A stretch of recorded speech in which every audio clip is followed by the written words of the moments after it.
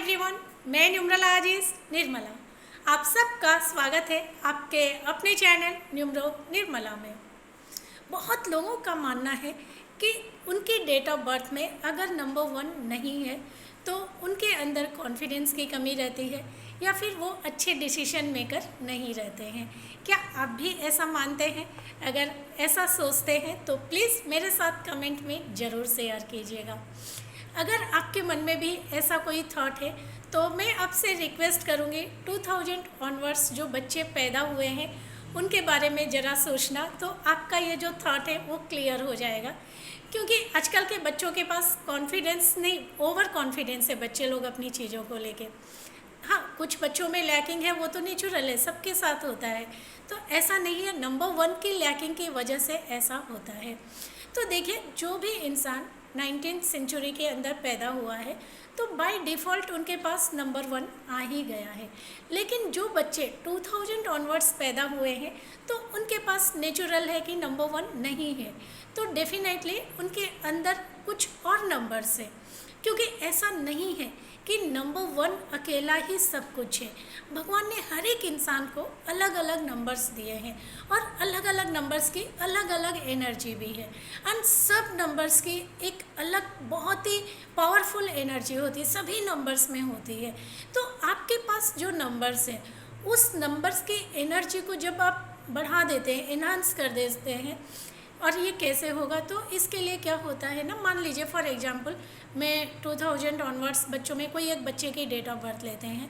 मान लीजिए बच्चे की डेट ऑफ बर्थ है 2 तारीख एंड 2 जन 2000 है ना। तो 2 जन 2000 होने से क्या हुआ, 2 1 एंड अगेन 2। तो अगर हम तीनों नंबर्स को मिला दिए तो क्या हुआ, नंबर 5 हो गया।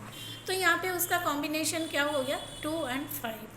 तो 2 और 5 की जो एनर्जी है तो वो अपने आप में एक अलग एनर्जी है। अगर वो बच्चा इन दोनों नंबर की एनर्जी को एनहांस कर लेता तो उसको और कोई नंबर्स ज़रूरत ही नहीं है, क्योंकि उनके पास इनडायरेक्ट नंबर्स भी बहुत सारे हैं।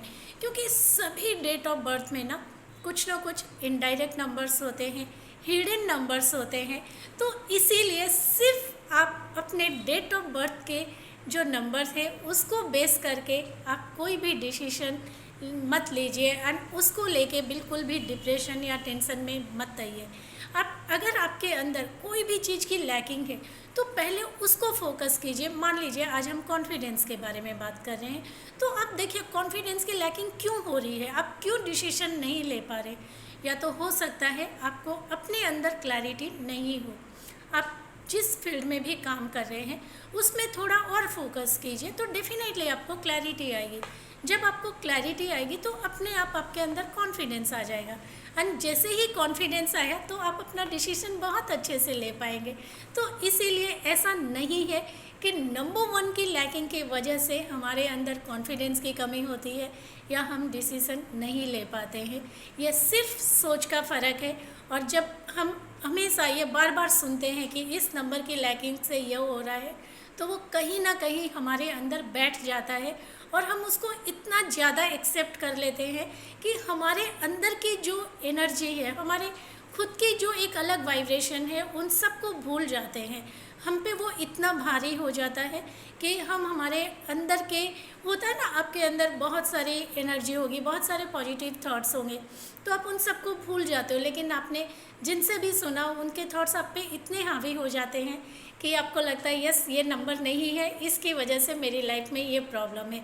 तो प्लीज़ अगर आपके साथ ऐसा कुछ है तो उससे बाहर निकलिए और अपने आप पे काम कीजिए। हर नंबर की अपनी एक वाइब्रेशन है एंड अपने नाम को सही नंबर पे लेके आइए। आपका डेट ऑफ बर्थ कुछ भी क्यों ना हो, लेकिन अगर आपका नाम और आपका सिग्नेचर सही है तो डेफिनेटली आप अपनी लाइफ में बहुत बहुत आगे बढ़ोगे।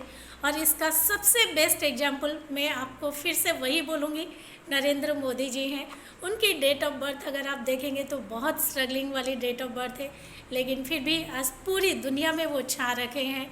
तो सोचना आपको है, करना क्या है। आई एम श्योर आप सबको मेरी जानकारी ज़रूर पसंद आती होगी, तो प्लीज़ मेरे चैनल को लाइक, शेयर एंड सब्सक्राइब कीजिए।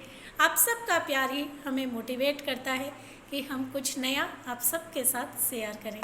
धन्यवाद।